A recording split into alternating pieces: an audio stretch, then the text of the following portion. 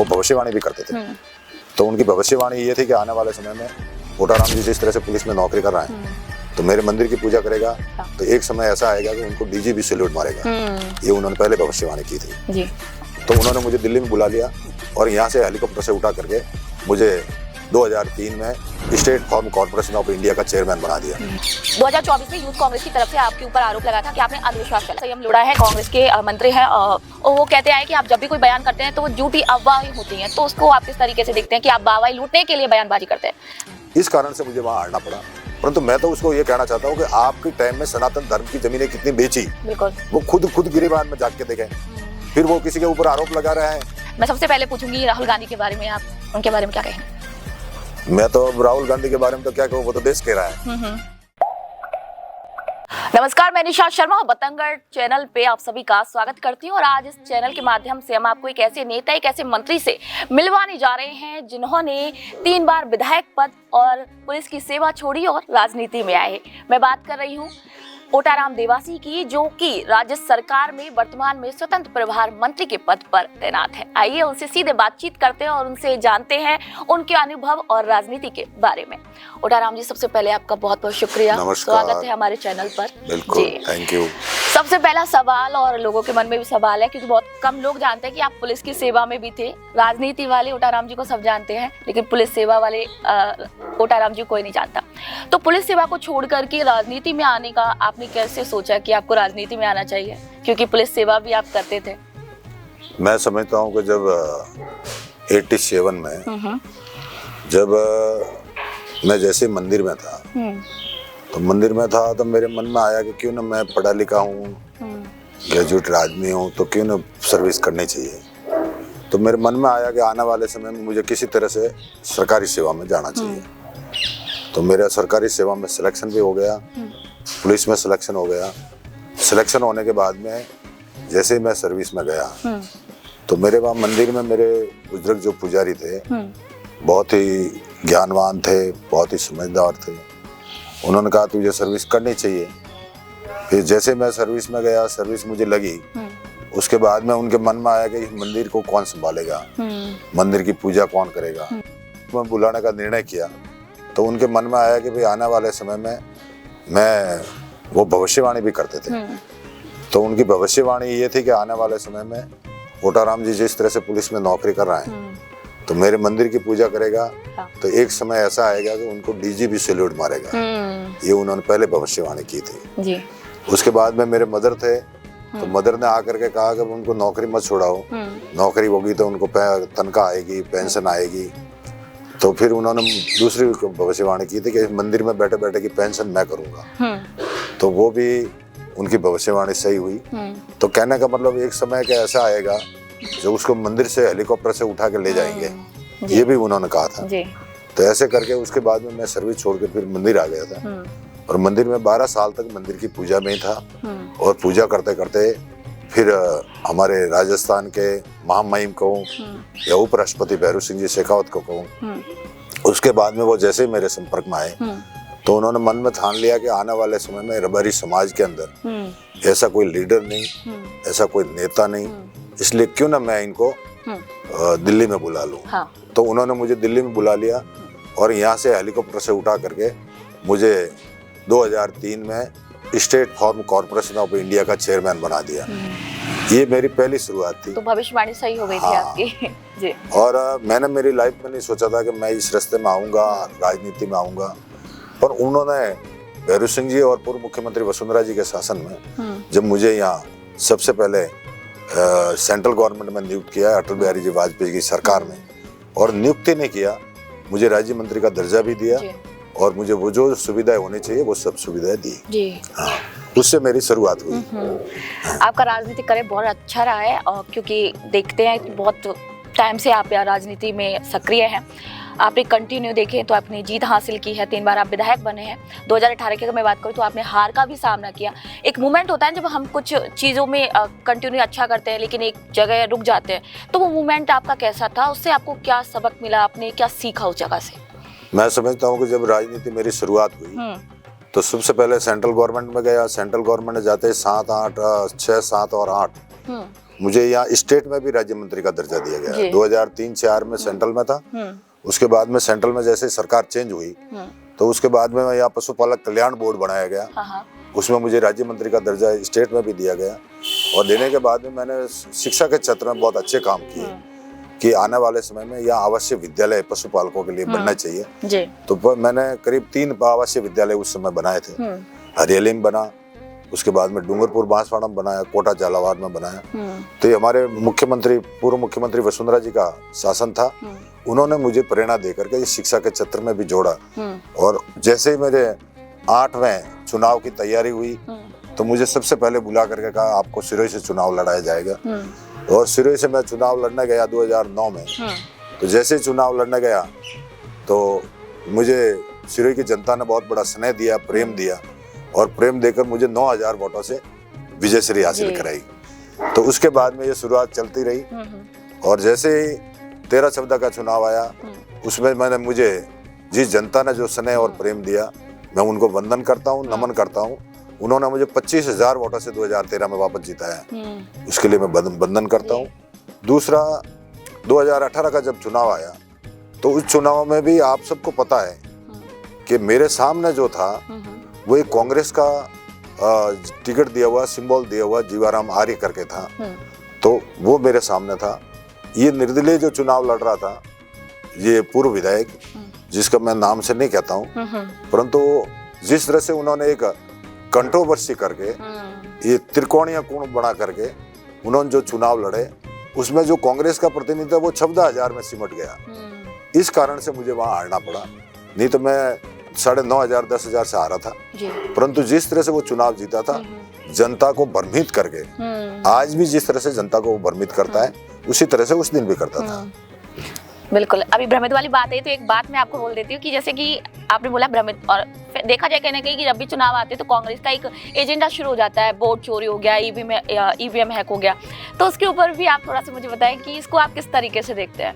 मैं समझता हूँ कि जब वो चुनाव हारते हैं तो ईवीएम का नाम लेते हैं, वोट चोरी का नाम लेते हैं और इस तरह से करके लोगों को एक गुमराह करने की कोशिश करते हैं। परंतु जहाँ उनकी सरकार बनती है वहाँ इस तरह से वो क्यों नहीं कहते, जबकि उनको कहना चाहिए कि ईवीएम यहाँ भी खराब थी और इसलिए बीजेपी हारी, तो उनको वो स्पष्ट कहना चाहिए।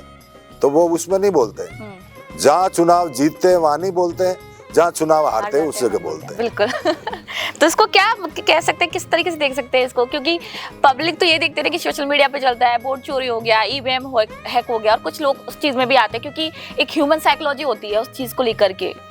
मैं समझता हूँ कि जब वो चुनाव हारते हैं तो नया हमेशा पैतरा तैयार कर रखते हैं और पैतरा तैयार करके उनके दिमाग में एक ही रहता है कि किस तरह से हम चुनाव हारे हैं, वो तो नहीं वो बोलते और सबसे पहले यही कहते हैं कि हम चुनाव हारे हैं। बिल्कुल। ये उनके दिमाग में रहता है। आप भी अभी मैं बात करूं वर्तमान की तो स्वतंत्र प्रभार मंत्री आप हैं और आपके अंदर 3 विभाग को लेकर आप काम कर रहे हैं, ग्राम पंचायत राज हो गया, ग्रामीण विकास हो गया, आपदा प्रबंधन हो गया। तो आप इन तीनों क्षेत्रों को किस तरीके से देखते हैं, आपको किस क्षेत्र में ज्यादा सुधार की गुंजाइश लगती है इन तीनों में? मेरे पास में मैं सम्माननीय मुख्यमंत्री जी भजनलाल जी को सम्मान करता हूँ। उन्होंने मुझे जो जिम्मेदारी दी, पंचायत राज की दी, ग्रामीण विकास की दी, आपदा विभाग की दी और मानव सुरक्षा, नागरिक सुरक्षा वाली, ऐसे करके मेरे को 4 डिपार्टमेंट, मैंने हर डिपार्टमेंट में उसमें काम करने की कोशिश की है। और जिस तरह से सबसे पहला हमारा काम था कि आने वाले समय में घुमंतु, अर्ध घुमंतु और जो विमुक्त जातियां हैं उनके लिए हमने सबसे पहले एक ऑर्डर निकाला कि इनको देश आज़ादी के बाद में कहीं जगह इनको पट्टे नहीं मिले। तो हमें बहुत बड़ा गर्व होता है, हमारे कैबिनेट मिनिस्टर हैं पंचायत राज के मदन जी दिलावर साहब और हमारे ग्रामीण विकास के हैं किरोड़ी लाल जी मीणा। तो जो हमारे कैबिनेट मिनिस्टर है दोनों, उनकी प्रेरणा से जिस तरह से हमारा जो कार्यक्रम चलता है उसमें हमने कई तरह के नवाचार पंचायत राज में भी किए हैं, ग्रामीण विकास में भी किए हैं, नागरिक सुरक्षा में भी किए, आपदा के अंदर भी हमने कई ऐसे फंड तैयार किए हैं जिससे आम जन को उससे सुविधा मिले। ये हमारा विशेष ध्यान है। अब भी हम आते हैं विवादित कुछ मुद्दों पर, उनको आप क्लैरिफाई करना है कि किस तरीके से वो चीजें हुई। 2024 में यूथ कांग्रेस की तरफ से आपके ऊपर आरोप लगा था कि आपने अंधविश्वास फैलाया, पर अगर देखा जाए तो आप खुद धार्मिक सेवा में एक्टिव थे, तो आप उस आरोप को आपने किस तरीके से लिया, किस तरीके से आपने देखा और आप जनता को अभी उसके बारे में क्या कहना चाहेंगे? मैं समझता हूँ कि जनता जब तक कुछ नहीं बोलती, जी अगर नेता कुछ बोलते हैं, जनता हमारे साथ खड़ी है। जी हमने आज दिन तक मेरा दैनिक जीवन जिस मंदिर के लिए रहा है, जिस पूजा पद्धति के लिए रहा है, जिस आस्था के साथ जुड़ा हुआ है, मेरा एक ही ध्यान रहता है कि मैं मेरी जनता के किसी को ठेस नहीं पहुंचे। हाँ। ये हमेशा मेरा ध्यान रहता बिल्कुल है। और मैंने आज दिन तक कहीं अंधविश्वास वाली बात ही नहीं की। मैं एक मंदिर का पुजारी हूँ, बिल्कुल। तो मेरा काम है मंदिर की पूजा करना, और जितने भी मेरे यात्री आते हैं उनको संतुष्ट करके भेजना, साथ में बैठना, उनसे बात करनी, ये मेरा कर्तव्य बनता है। जी बिल्कुल।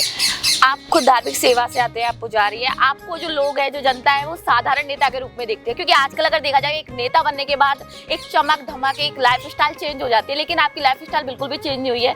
तो उसके बारे में आप थोड़ा सा हमें बताइए कि आप मैं समझता हूँ कि आज जिस मंदिर की पुजारी हूँ, पुजारी की जो मेरी ड्रेस है जी मंदिर की, वो मैंने आज दिन तक नहीं छोड़ी। चुनाव भी लड़ा, मंत्री भी 4 बार रहा, परंतु आज दिन तक मेरे जो वेशभूषा है उसे मुझे देश के प्रधानमंत्री जी जानते हैं, उसे मेरे राजस्थान के मुख्यमंत्री जी जानते हैं। मुझे सभी, मैं सम्मान्य महामहिम भैरू सिंह जी का सम्मान करता हूँ, जो आज हमारे बीच में नहीं है, पर उनकी प्रेरणा है हमारे साथ में, कि जिस प्रेरणा से हम आज राजनीति के क्षेत्र में आए हैं, हमारे मन में यही रहता है कि आने वाले समय में हम मिल करके राजनीति को स्वच्छ राजनीति कैसे बनाए, ये हमारे भावना रहती है। बिल्कुल।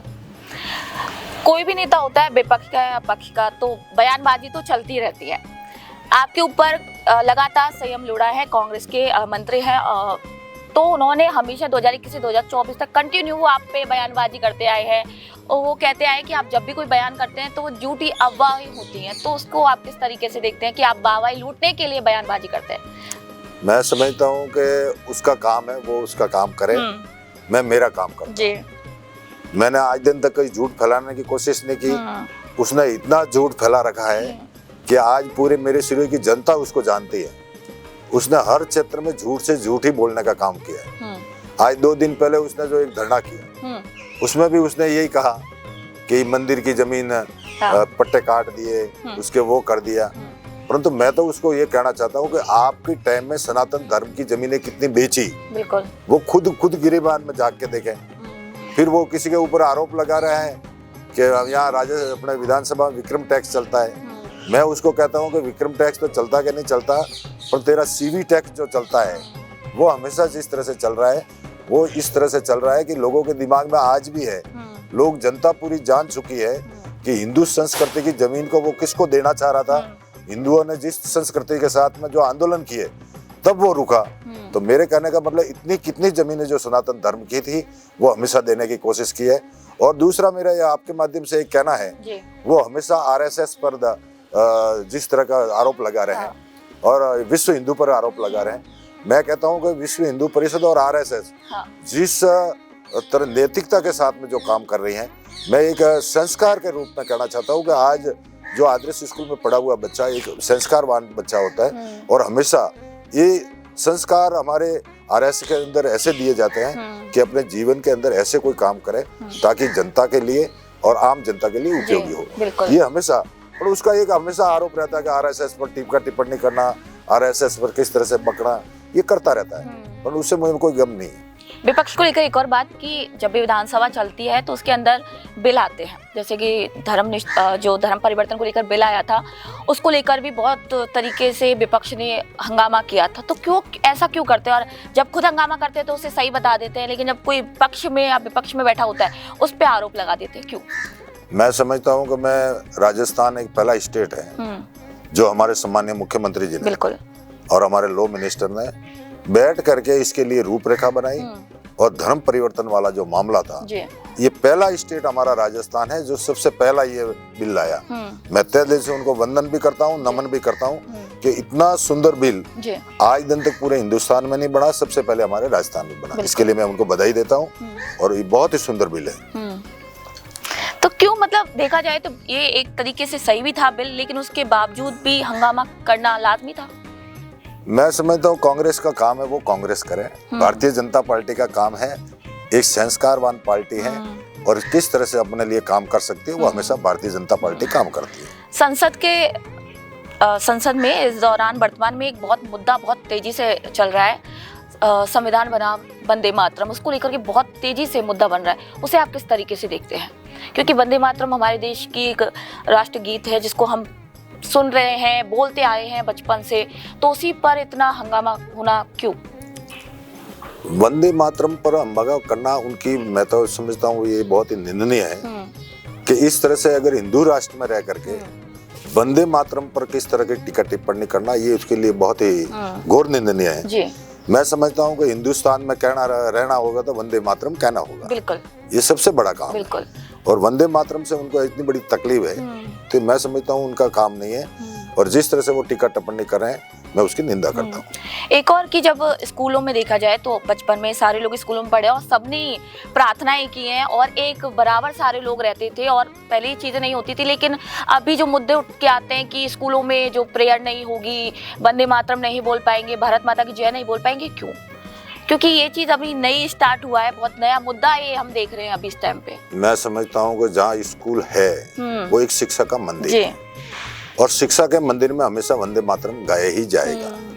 ऐसा कोई विद्यालय नहीं होगा जहाँ वंदे मातरम नहीं होगा। बिल्कुल। हमारा फर्स्ट कर्तव्य है कि हम वंदे मातरम मतलब भारत माता की जय, और जिस तरह से अपन करना चाहते हैं ये हमारे लिए बहुत बड़ी सौभाग्य की बात है। दुनिया कुछ भी कहे या विपक्ष कुछ भी कहे उससे कोई मतलब नहीं। एक ऐप चल रहा है अभी संचार साथी को लेकर के, अभी रिसेंटली उसको लाया गया है, उसको लेकर के जो विपक्ष है वो लगातार आरोप लगा रहा है कि ये जो लोग हैं, जो जनता है, उनकी सुरक्षा की निजता का हनन हो रहा है, उनकी प्राइवेसी को छीना जा रहा है, लेकिन जो सरकार है वो कह रही है कि इससे जो प्राइवेसी है उसकी सुरक्षा होगी। तो ये विपक्ष आरोप क्यों लगा रहे हैं? आप इसके बारे में क्या कहेंगे, संचार ऐप के बारे में थोड़ा सा? मैं समझता हूँ कि जिस तरह का ऐप बना है उसको लेकर के लोगों की सुरक्षा के लिए बना है, जनता को जागरूक करने के लिए बना है, और जनता के अंदर अवेयरनेस आए उसके लिए बना है। तो आने वाले समय में जो ऐप बना है वो हमारे लिए बहुत ही बड़ा काम है, और जिस तरह से हम उसके लिए काम कर रहे हैं उसके तहे दिल से उनको अभिनंदन भी करते हैं और उनका स्वागत भी करते हैं। और जो मुद्दा उठा रहे हैं उनके लिए क्या कहेंगे आप इसके ऊपर? मुद्दा जो बना रहे हैं वो तो आपको सबको पता है, वही बनाने वाले हैं, मुद्दा कोई दूसरे तो है नहीं। विपक्ष वही है जो वोट चोरी का आरोप लगाते हैं, ईवीएम का लगाते हैं, जिस तरह से ये ऐप का लगा रहे हैं। उनके तो इस तरह का कही है कि आने वाले समय में देश के प्रधानमंत्री अगर नरेंद्र मोदी बन गए तो वो तुम्हारा आरक्षण खत्म कर देंगे। बिल्कुल। ऐसे ऐसे कई मुद्दे हैं जो आज दिन तक देश के प्रधानमंत्री जी ने कभी उसके लिए दो शब्द नहीं कहे, और हमेशा आम जन और 36 कौम के लिए उनका कर्तव्य है कि आने वाले समय में जिस आरक्षण के बारे में मैं सम्मानीय हमारे देश के संविधान निर्माता थे अंबेडकर जी ने जो संविधान बनाए हैं उसके अनुसार ही काम होगा। दिल्ली में बम ब्लास्ट हुआ था, अब राजस्थान में भी कंटिन्यू ईमेल्स आ रहे हैं बम ब्लास्ट को लेकर के, तो आपको नहीं लगता कि इसके जो फेक न्यूज़ आती हैं या फेक मेल्स आते हैं उनके लिए एक कानून बनना चाहिए? मैं समझता हूँ कि ये हमारा लॉ मिनिस्टर जो है, लॉ डिपार्टमेंट, वो तय करता है कि आने वाले समय में अपना राजस्थान को कौन सा यहाँ लॉ बनना चाहिए, कौन सा कानून बनना चाहिए, ये हमारे लिए वो तय करते हैं। और जिस तरह से हमारे विधानसभा है, विधानसभा के अंदर हमारे यहाँ के सम्मानीय मुख्यमंत्री जी भजन लाल जी और हमारे लॉ मिनिस्टर जोगाराम जी जो तय करेंगे उसमें हम सहभागी बनेंगे। जी बिल्कुल। एक लास्ट क्वेश्चन मैं पूछूंगी, सबसे पहले तो आपको मैं बधाई देना चाहूंगी कि राजस्थान सरकार को 2 साल होने वाले हैं, पूरे हो चुके हैं उनके, तो उनके काम को, 2 साल के कार्यकाल को आप किस तरीके से देख रहे हैं? मैं समझता हूँ कि जो 2 साल में जो काम हुए वो 5 साल में नहीं हुए जी। पूर्ववर्ती सरकार के जो 5 साल थे उसमें 5 साल में नहीं किए, वो 2 साल में हमारे राजस्थान में भारतीय जनता पार्टी की सरकार आने के बाद में आपने देखा होगा सबसे पहले हमारे यहाँ राइजिंग राजस्थान हुआ। जी बिल्कुल। और कल आपने देखा था प्रवासी राजस्थान जी, जो इतना सुंदर कार्यक्रम था, और जिस धरातल पर हमारे जो एमओयू हुए और हमें धरातल पर जो देखने को मिल रहा है, आने वाले समय में जितने भी उद्योगपति थे उनके मुखारबिन से हमने कल सुना है कि किस तरह से ये प्रवासी राजस्थान का जो कार्यक्रम हो रहा है ये हमारे प्रवासियों के लिए, हमारी राजस्थान की जनता के लिए और आम जन के लिए, और सरकार की तरफ से भी मैं उनको बधाई देता हूँ कि बहुत ही सुंदर कार्यक्रम किया है कल का, और आने वाले भविष्य में उसको इसी तरह से करते रहे, हर साल करें, ताकि हमारे जो धरातल पर आने वाले जो उद्योग हैं वो जल्दी धरातल पर आए और उसका विकास हो। राजस्थान में रोजगार, शिक्षा और महंगाई, इन तीनों में सबसे ज्यादा बढ़त किसमें आपको दिखाई दी कि सबसे ज्यादा आगे बढ़ा है इसमें राजस्थान में? मैं समझता हूँ कि अगर आने वाले समय में जिस प्रवासी जो इस रोजगार के हिसाब से जो बाहर गए थे वो आज वापस राजस्थान की तरफ मुंह कर रहे हैं, तो आने वाले समय में हमारे राजस्थान में सबसे पहला काम होगा रोजगार का जी। अगर लोगों को रोजगार मिलेगा तो माइग्रेशन नहीं करना पड़ेगा, माइग्रेट नहीं होना पड़ेगा और आने वाले समय में सभी लोग यही मजदूरी पे लगेंगे, यही उनको रोजगार मिलेगा। ये हमारी पहली कामना है। क्वेश्चनों का सिलसिला तो खत्म हो गया, लेकिन हमारे रैपिड फायर क्वेश्चन होते हैं जिनमें आपको एक शब्द में आपको बयान करना होता है, उनको बताना होता है। मैं सबसे पहले पूछूंगी राहुल गांधी के बारे में, आप उनके बारे में क्या कहेंगे? मैं तो राहुल गांधी के बारे में तो क्या कहूँ, वो तो देश कह रहा है कि ये किस तरह का आदमी है और किस तरह से उसके स्टेटमेंट आते हैं। ये हमारे लिए बहुत ही बड़ा दुर्भाग्य है कि हमारे देश के प्रधानमंत्री जी का सपना देख रहे हैं। मैं तो समझता हूँ कि नरेंद्र मोदी जी जो हमारे देश के प्रधानमंत्री जी हैं, आज उनके स्टेटमेंट और जिस तरह का हमारे वर्ल्ड के अंदर हमारे भारत का जो नाम हुआ है, ये हमारे लिए बहुत बड़ा सौभाग्य की बात है। अगर आप कोई नेता नहीं होते, आप एक जनता होते, तो क्या आप राहुल गांधी को पीएम बनता हुआ देखते? मेरे दिमाग से तो वो पीएम नहीं बन सकता जी। हाँ, क्योंकि कैसे नहीं बढ़ेगा कि आप सबको रोज के जो स्टेटमेंट आ रहे हैं उससे आप सबको, पूरी जनता को, देश की जनता को लग रहा है कि ये प्रधानमंत्री कैसे बनेगा और बनेगा तो किस तरह से चलेगा देश। प्रधानमंत्री के लिए हमारे देश के प्रधानमंत्री नरेंद्र मोदी, हमारे देश के प्रधानमंत्री नरेंद्र मोदी जी ने जो हमारा विश्व रिकॉर्ड बनाया, मैं समझता हूँ कि आज जो बड़े बड़े देश थे जिसका एक बहुत बड़ा नाम चलता था, जैसे अमेरिका, वही अमेरिका था जो एक दिन हमारे राजस्थान के नहीं गुजरात के मुख्यमंत्री थे नरेंद्र मोदी जी, उस समय वो वीजा देने को तैयार नहीं था। आज उसके दिमाग में ये आ गया कि वीजा तो क्या दे, वो गले लगने को तैयार हो गया, लाल कारपेट बिछाकर उनका स्वागत करता है। तो ये हमारे लिए, पूरे हिंदुस्तान की जनता के लिए बहुत बड़ा गर्व है कि हमारे हिंदुस्तान की जनता गर्व महसूस करती है। हमारे लिए बहुत बड़ा। कांग्रेस का भविष्य राजस्थान में, मैं समझता हूँ कांग्रेस का भविष्य, मुझे नहीं लगता कि जिस तरह से आज पूरे राजस्थान में जिस तरह से भारतीय जनता पार्टी जो काम कर रही है, वो एक नैतिकता के आधार पर, संस्कार के आधार पर जिस छवि के साथ में जो काम कर रही है, वो हमारे लिए बहुत बड़ा सौभाग्य की बात है कि हमें सबसे पहले राजस्थान में मुख्यमंत्री ऐसे मिले जो भजन लाल जी शर्मा नए थे, तो भी उन्होंने 2 साल में एक बहुत बड़ा रिकॉर्ड कमाया। और जिस तरह से राजस्थान में जो काम किया, मैं तहे दिल से उनका वंदन करता हूँ, नमन करता हूँ कि उन्होंने बहुत ही सुंदर काम किया। उसके लिए पूरी राजस्थान की जनता और पूरा मंत्रिमंडल और पूरे विधायक दल की तरफ से मैं उनको बधाई देता हूँ, और आम जनता, मेरे सिरोही की जनता की तरफ से भी बधाई देता हूँ कि मैं वहाँ जो मुझे यहाँ भेजने वाली है वो मेरी सिरोही की जनता है। तहे दिल से उनका अभिनंदन करता हूँ जी। और जनता, सिरोही की जनता के मंत्री ओटाराम देवासी के लिए क्या कहेंगे? मैं समझता हूँ कि जिस तरह से सिरोही की जनता ने मुझे प्रेम और स्नेह दिया है, मैं उनका वंदन करता हूँ।